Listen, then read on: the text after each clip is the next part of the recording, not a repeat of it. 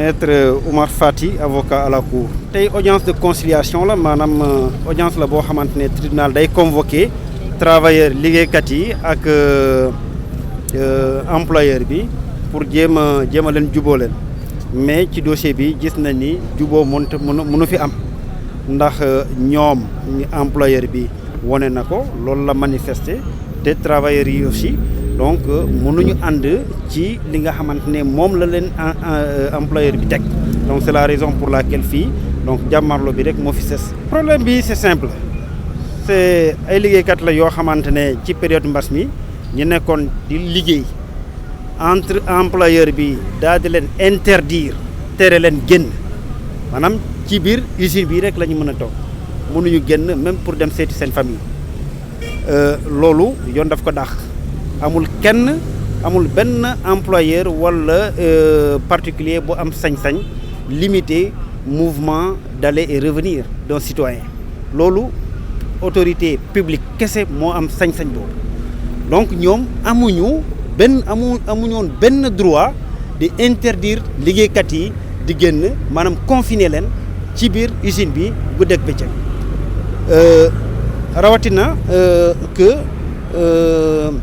ñooñu dañ leen tere génn d'abord mais ensuite même lekk question seen ravitaillement dund bi nekkoon un sérieux problème à leur niveau donc loolu moo indi tout ce problème là donc qui est donc de la responsabilité de l'employeur. après ñu dàq leen ci loolu comme si nekkuñu ci état de droit. li ñu fa dund méttit bi ñu leen teg donc loolu doomu aadama mënu ko supporter mënoo confiner nga ne nit ki doo génn usine bi fii ngay nekk te di nga liggéey par la force guddeeg bëccëg donc mënuñu génn mënuñu seeti même pour dem seeti dem seen kër seeti seen njaboot pendant des mois ay weer ba pare nag mënoo leen restauration bi système de restauration bi mécanisme d'alimentation bi ñu bloqué ko donc mënatuñu am sax li ñuy lekk donc je pense que je pars sous leur contrôle demoon nañ ba sa benn moment il y avait des problèmes d'intoxication au niveau donc des travailleurs voilà donc il y a toute cette situation là donc mënoo créer situation bu toll noonu nit ñi wax ak yow nga leen di jaay comme yow yaay employeur comme si toi tu étais un demi-dieu dàq leen sans droit loolu moo war a dàq ci suñu réew mi parce que réew droit la donc c'est la raison pour laquelle travailleurs yi ñëw liggéeykat yi ñëw ci kanam tribunal pour que tribunal mën a dal ci kaw employeur bi xamal ko ni li mu def ni teg ko fet audience bi le 14 la parce que tey audience de conciliation la je le rappelle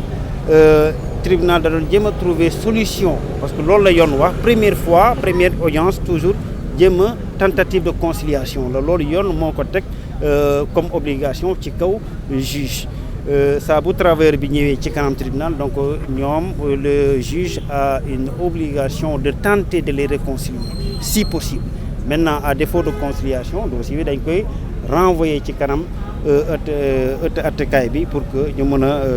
xam ki am dëgg wala ki nekkul ci dëgg. Gor Mack Faye di coordonnateur 22 travailleurs yi nga xam ne GCO moo leen dàq. li xew mooy bi nga xam ne mbas mi tàmbali na entreprise boobu di Grande Côte Opération di filiale Eramet dafa jëloon liggéeykat yi confiné leen ci biir usine bi donc bu ñu nee confinement nag maanaam dañ leen tëjoon ci biir usine bi amatuñu sañ-sañu génn amatuñu sañ-sañu dem fenn da ngay liggéey rek wàcc nekk des ci biir usine bi ñu tëj leen foofu lu tollook ñetti weer ak genn wàll si ñi nga xam ne ñoo njëkk a génn ñeen ñi fa desoon def nañ fa ñeenti weer léegi ci tëj boobu nag ñu rax ci dool toog ñaari fan yoo xam ni joxuñu travailleurs yu lekk ci ñàkk a jox lekk boobu nag ci premier bis bu njëkk bi mu jàll ci deuxième jour bi nag maanaam ñaareelu fan bi ñu toog ba bi 11h jotee ñu am benn information bu ñu jàllale que ni bu ngeen demee ci baar bi dinañ leen fa jox lekk léegi mbooloo bi génn dem ci baar bi pour jël foofu seen lekk bu ñu demee fekk lekk ba amu fa léegi ci ñàkk gis lekk boobu nag ci la ñuy commencé nag ne nañuy wut pexe nag ci suñu situation bi ndax ñu ngi bëgg a dee ak xiif mënuñoo boole liggéey bi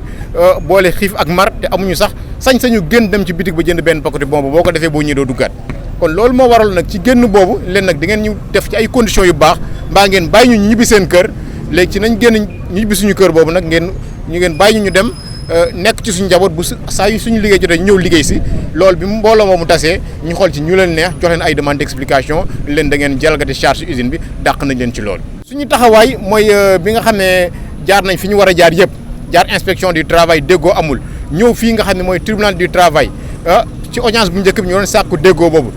boobu tamit ñoom bi ñu ñëwee nee nañ tax fasuñu yéene déggoo ak ñun donc loolu moo tax nag ñu jébbal dossier bi yoon ngir ñu jox ñu suñu ak yelleef ndax mënoo jël ay nit nga tooñ leen duma leen dàq leen ci nekk nga fekk leen ci seen réew ndax entreprise bi def loolu entreprise française la li nga xam ne ñoom sañ ñu ko def ci seen réew ñu ñëw fii bëgg ko fee def ndax bu fekkoon France la sañ ñoo jël ay français tëj leen duñu leen jox ñu lekk ba pare wëlbatiku leen dañ leen di licencier li nga xam ne moom moo ñu fi indi woon tey mooy ñu delluwaat mais sagam delluwaat boobu ñoom ci seen wàll boobu ñoo mën a taxaw ni loolu amul ndax yoon tamit loolu la ko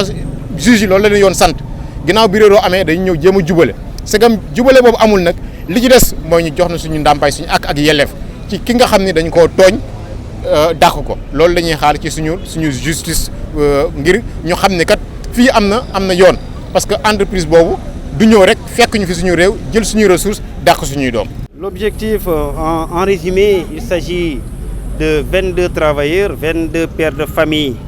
licenciés de manière abusive par la société GCO, Grande Côte Operation. Donc le fond du problème c'est quoi? C'est que durant la période de la pandémie, et ces travailleurs ont été obligés à rester au sein de l'entreprise avec restriction absolue de mouvement, donc privation de la liberté d'aller et de revenir. Donc une privation, une atteinte aux libertés publiques qui ne ressort pas de la compétence de l'employeur. La seule autorité compétente à restreindre les libertés publiques, ce sont les pouvoirs publics. Donc une société privée, donc une partie privée, ne peut en aucun cas, au nom de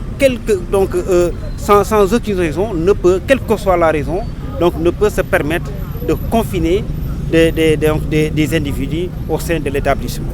Le problème est parti de là. Les travailleurs ne pouvaient plus sortir, ils étaient confinés de manière